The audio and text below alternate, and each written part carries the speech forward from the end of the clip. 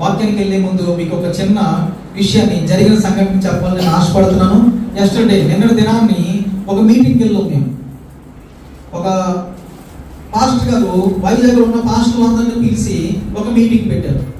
ఆ మీటింగ్లోని అనుకోకుండా నేను కళ్ళు తెరుచుండగా లాజరు ధనవంతుడు తెలుసు కదా మీకు, లాజరు ధనవంతుడు, నెబుకద్నెజరు తెలుసు కదా, ఈ ఇద్దరిని కలిపి చూశాను. నిన్న ఇద్దరిని కలిపి చూశాను కళ్ళు తెరుచుండగా. దర్శనంలో కాదు, మగతలో కాదు, కళ్ళు తెరుచుండగా నెబుకద్నెజరు నేను చూశాను. నిన్న దినాన్ని కళ్ళు తెరుచుండగా ఒక ధనవంతుడు నేను చూశాను. లెక్క లేకుండా ధనముతో నిండిపోయి మదనెక్కి తన మైండ్ ఎక్కడికి వెళ్ళి స్ట్రక్ అయిపోయి అక్కడి నుంచి రాలేని పరిస్థితుల్లో అలాంటి వ్యక్తిని నేను చూశాను. నేను చాలా బాధపడ్డాను. 2 విషయాల్లో బాధపడ్డాను. అతను పాస్టర్ వైజాగ్లో ఉన్న పాస్టర్లందరినీ పిలిచాడు. వైజాగ్లో ఉన్న పాస్టర్లందరూ పిలిచి అందరిని అవమానించి పంపించాడు.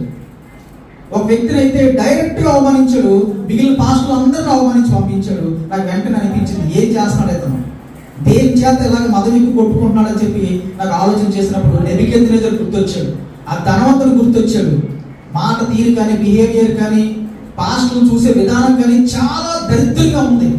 ఎంత హీనంగా పాస్టర్లు చూస్తున్నాడంటే నాకు ఆశ్చర్యం అనిపించింది. ఎంత చీప్గా ట్రీట్ చేస్తున్నాడా ఎదుటి వ్యక్తిని, ఎదుటి పాస్టర్ని, ఎదుటి దైవజనుడిని. ఒకవేళ అతను నీకన్నా కొంచెం డబ్బుల్లో తక్కువ ఉండొచ్చు, నీకన్నా కొంచెం మాట తీరులో తక్కువ ఉండొచ్చు, కానీ అతను కూడా దేవుని యొక్క దైవజనుడే కదా, నువ్వు గౌరవించుద్దా అని చెప్పి నాకు ఎంతగానో నా హృదయంలో ఎంతగానో బాధపడ్డాను. నిజంగా బాధపడ్డాను. నేను దేవుని ఎదుట నిజంగా ఏదైనా బాధపడితే అక్కడ కార్యం జరగడం నేను నా జీవితంలో ఎన్నో చూశాను. మనస్ఫూర్తిగా బాధపడిన సంఘటనలోని దేవుడు ఖచ్చితంగా కార్యం చేస్తాను. నేను నిన్నటి దినాన్ని ఆ పాస్టర్ కోసం మనస్ఫూర్తిగా బాధపడిన 2 విషయాల్లో. ఒక పాస్టర్ వచ్చి స్టేజ్ మీద పాట పాడాడు, ఒక చిన్న పాట తన కట్టి. దావీదు గొలియాతు ఒక పాట పాడితే ఆ పాట పూర్తి అవ్వకముందే ఇతను వచ్చేసాడు. ఎవరు? నెబుకద్నెజరు. మనం అనుకున్న నెబుకద్నెజరు వచ్చేసాడు. మనం అనుకున్న ధనవంతుడు వచ్చేసాడు. డబ్బుతో మదవికి కొట్టుకున్న మదపటేరు కన్నా గొప్ప దరిద్రుడిగా ఉన్న ఆ పాస్టర్ వచ్చేసి పాట ఆపేసి అతను దించేశాడు. స్టేజ్ దించేసి ఊరుకున్నాడా?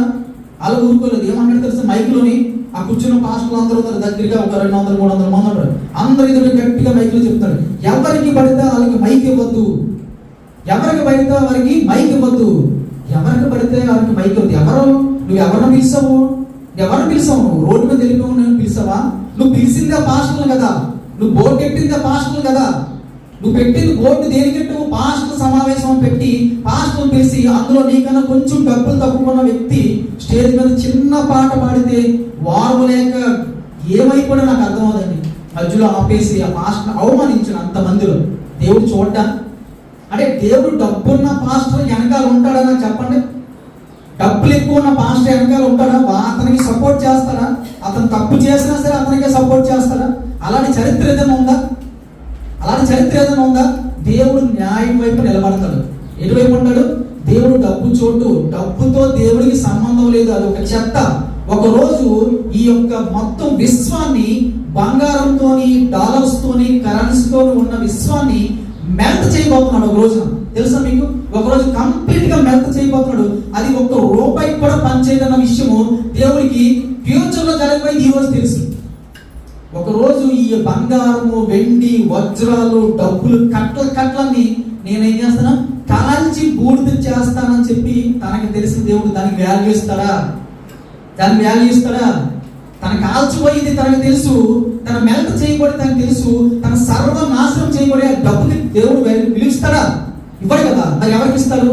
ఎవరైతే దీనంగా ఉన్నా పర్లేదు, లాజర్లా దేవుడితో ఒక మంచి గుడ్ రిలేషన్ ఉండాలి. ఏ రిలేషన్ ఉండాలి? ఒక మంచి రిలేషన్ ఉండాలి. డబ్బు వచ్చి పడిపోతుంటే అది పక్కన పెట్టుకుని దాని మీద ఆశ పడకుండా, దాని ప్రలోభకు లొంగకుండా ఉండాలి ఎవరైనా సరే. అది మనల్ని లొంగపరుచుకుంటుంది, మన మాట తీరును మారుస్తుంది, మన ఆలోచనలు మారుస్తుంది, మనల్ని తీసుకెళ్ళి ఒక గదిలో పెట్టి తాళం వేసేస్తుంది. ఆ గది ఏడో తెలుసా? తెలియకుండానే ఒక రకమైన మదము ఎక్కిన స్థితికి వెళ్ళిపోయి అక్కడ లాక్ చేయబడతారు. ధనవంతులందరినీ లాక్ అయిపోతారు. అక్కడి నుంచి ఎవ్వరు విడిపించరు. వీడికి విడిపించుకునే ప్రయత్నం వచ్చాడు. అక్కడ ఉన్న ఆ లాక్ అయిపోయిన వాళ్ళకి భూమి మీద ఉన్న పాస్టర్లు అందరూ ఎలా కనబడతారో తెలుసా?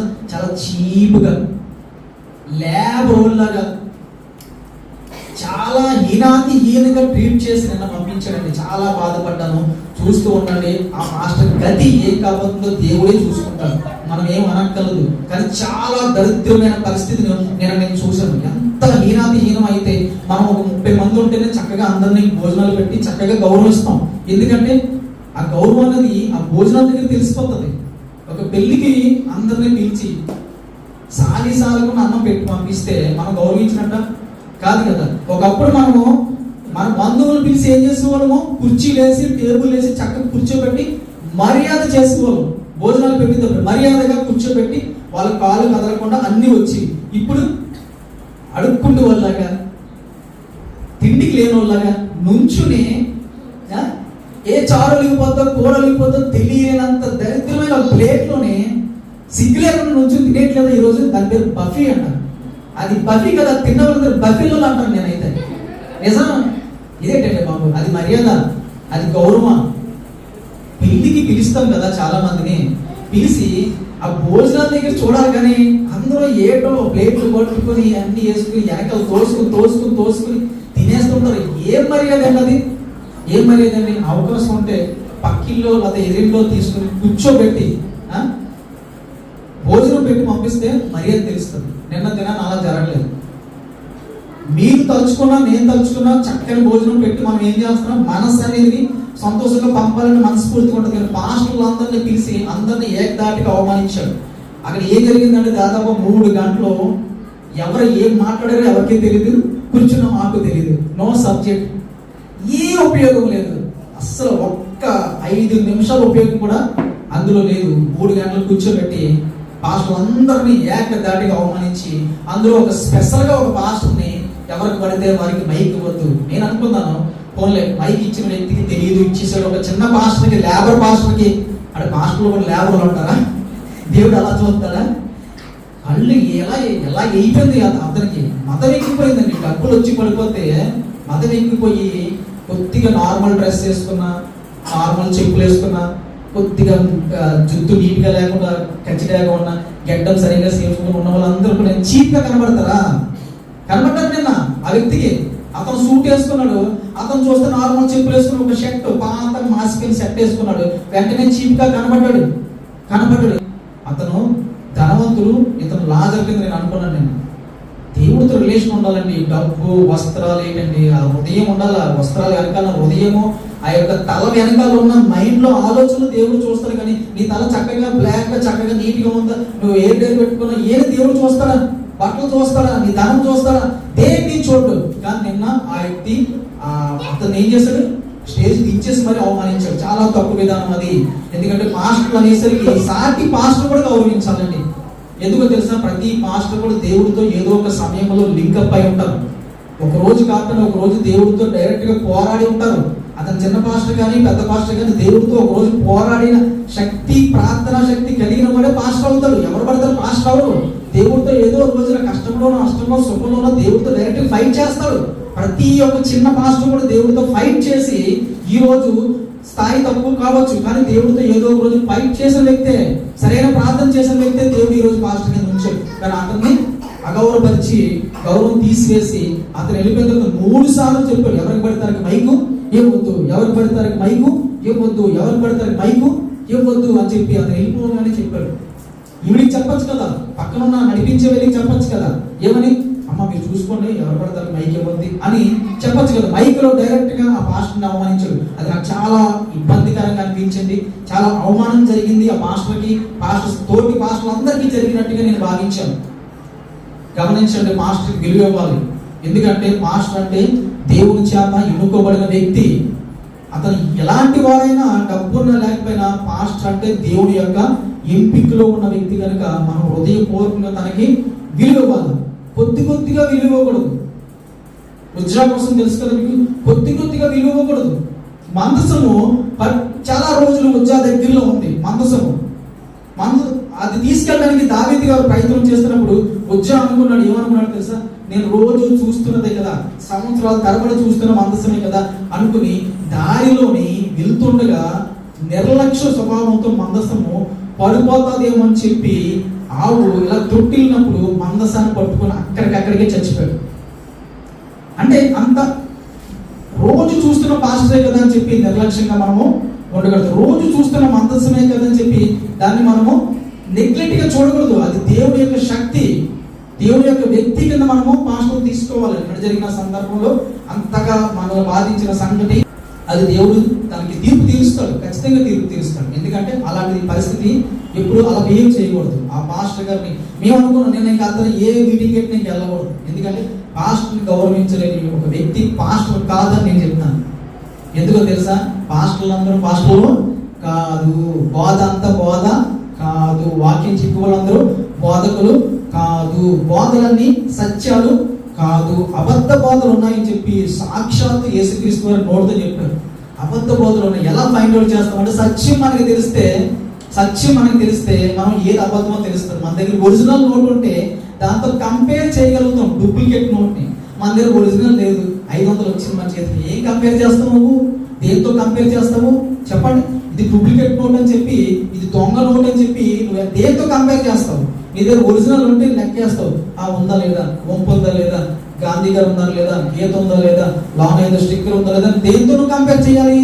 నీ దగ్గర వాక్యం సత్యం తెలిస్తే నువ్వు డూప్లికేట్ ని ఇట్టే పసిగట్టగలవు. నీకే సత్యం తెలియకపోతే ఏ డూప్లికేట్ పడతా డూప్లికేట్ ని ఒరిజినల్ నోట్ నీ బ్యాంకులో డిపాజిట్ చేస్తే తీసుకెళ్ళి ఎక్కడ పడేస్తారు? జైల్లో పడేస్తారు. దొంగ నోట్లు మారుస్తున్నాం అని చెప్పి. అర్థమవుతుందండి? అందుకే మన దగ్గర సత్యం ఉండాలి, సత్యం వైపు నడవాలి. 2 ముగ్గురున్నా 10 మంది ఉన్నా సత్యం వైపు నడవాలి. డబ్బులున్నా డబ్బులు లేకపోయినా సత్యం వైపు నడాలి. అంతేగాని ఈ లోకంలోని ఆపాటంగా బతికితేనే క్రైస్తవులు విజయం పొందినట్టు ఏమి అర్థం కాదు. బైబిల్ అలాగే చెప్పట్లేదు. డబ్బులు ఉండడం తప్పు కాదు, డబ్బులు లేకపోవడం కూడా అదేమి పాపము కాదు, అదేమి ద్రోహము కాదు, దేవుడు ఇచ్చిన శిక్ష కూడా కాదు. డబ్బులు లేనివాడి మనసు డబ్బున్నవాడి మనసు కన్నా చాలా సున్నితంగా మాంసాకృతంగా ఉంటుంది. తెలుసా? డబ్బులు ఎక్కువైతే తెలియకుండా మనలో చాలా మందికి డబ్బులు వస్తే మనం వెళ్ళి ఒక దగ్గరికి లాక్ అయిపోతాం. మనకు తెలియకుండా బిహేవియర్ వస్తుంది బయటికి, మనకు తెలియకుండా అందరినీ చిన్న చూపు చూస్తాం, మనకు తెలియకుండా మాటలు వస్తుంటాయి. గర్వం. డబ్బు వస్తే అధికారులు దండిస్తారు. అధికారులు ఉన్నారన్న బలంతో ఏది పడుతుంది మాట్లాడతాం. ఎవరిని పడితే ఏదన్నా తర్వాత చూసుకోవచ్చులే అనిపిస్తుంది. డబ్బు అధికారుల్ని మనల్ని వెనకాల ఉండేటట్టు చేస్తుంది. అది చాలా భయంకరమైన పరిస్థితి. డబ్బు మీద ఆశ పెట్టుకోకూడదు. డబ్బు వస్తే పక్కన పడేసి అవసరాలు తీర్చుకోవాలి. డబ్బు వద్దని ప్రార్థన చేయకూడదు. డబ్బు కావాలి అవసరాలు తీర్చడానికి. ఎంతో మంది ఆదుకోవడానికి డబ్బులు కావాలి. నేను ఎప్పుడు ప్రార్థన చేస్తున్నాను, ప్రభువా నన్ను నిలబెట్టు. ఎలా నిలబెట్టు? నా అవసరాలు మాత్రమే కాదు, ఎంతో మంది నిజంగా కన్నీళ్ళతో ఉన్న అవసరాల్లో ఉంటారు చూసారా, వాళ్ళని కూడా ఆదుకునే శక్తి నాకు ఇవ్వని ప్రార్థన చేస్తాను. దేవుడు కోట్లు ఇస్తే నేను చెప్తున్నాను, ఎన్ని కోట్లు ఇచ్చినా సరే నేను నిలబడతాను. ఎన్ని కోట్లు దేవుడు ఎలా ఇచ్చినా నేను నిలబడతాను, చలించను. ఎందుకంటే ఈ చలించిన వాళ్ళని చూసి ఓహో మనుషులు చలిస్తున్నారా, మనుషులు మారిపోతున్నారా అని చెప్పి చూసి నా బ్రెయిన్ నేను అదుపులోకి తెచ్చుకున్నాను. ఎంత డబ్బు ఉన్నా సరే మనము డబ్బుకు లొంగకూడదు. డబ్బుని విడిగా మంచి పనికి వాడాలి. దేనికి వాడాలి? మంచి పనికి వాడాలి. మన అవసరాలను తీర్పుని అధికమైన డబ్బు ఉందనో దాచుకోవద్దు. అది చెత్త. అది ఉపయోగపడే వ్యక్తికి ఉపయోగకరంగా మీరు చేస్తే దేవుడు ఇంకా డబ్బు ఇచ్చేస్తాడు. ఆ మనసును చూసి దాచుకోవద్దు. అలాగే దేవుని సన్నిధిలో ఏదైనా అవసరం ఉంటే మన చేతిలో తినే ఫుడ్ మానేసి కూడా దేవుని సన్నిధిలో ఏదైనా ఒక అవసరం తీరిస్తే దేవుడు పొంగిపోతాడండి. కాదంటారా? చెప్పండి. మనం తినే ఫుడ్కి ఇయ్యే డబ్బులు కూడా దేవుని సన్నిధిలో ఒక అవసరం తీర్చడానికి మనం ఇవ్వగలిగితే అట్టి మనసును చూసి దేవుడు నా పిల్లలందరిలోని చెప్పండి అత్యంత సాత్వికుడు అని చెప్పి ఒక వ్యక్తికి ఒక సర్టిఫికెట్ ఇచ్చాడు. ఎవరు? మనుషులందరిలోనే అత్యంత సాత్వికుడు అని చెప్పి ఒక వ్యక్తికి సర్టిఫికెట్ ఇచ్చాడు. మోషే గారికి. దేవుడు మనం దీవించిన కాక మోషే గారికి ఏమి ఇచ్చాడు? అత్యంత సాత్వికుడు, నా హృదయానుసారుడు అని చెప్పి ఒక వ్యక్తికి సర్టిఫికెట్ ఇచ్చాడు. ఆయన సర్టిఫికెట్స్ ఉన్నాయి. దేవుడు మనం డేవిడ్ గారు అని సమాధానం చెప్పాడు. ఎస్, నా హృదయానుసారుడు అని చెప్పి దేవుడు సంతకం పెట్టించేసాడు. ఇప్పుడు అలాంటి సర్టిఫికెట్ మనం పొందాలంటే ఏం చేయాలి తెలుసా? తింటున్న తిండి ఆపి దాన్ని దేవుని సన్నిధిలో ఏదైనా అవసరాన్ని తీర్చగలిగితే అబ్బా మీకు ఒక స్పెషల్ సర్టిఫికెట్ ఇస్తారండి. అంతే.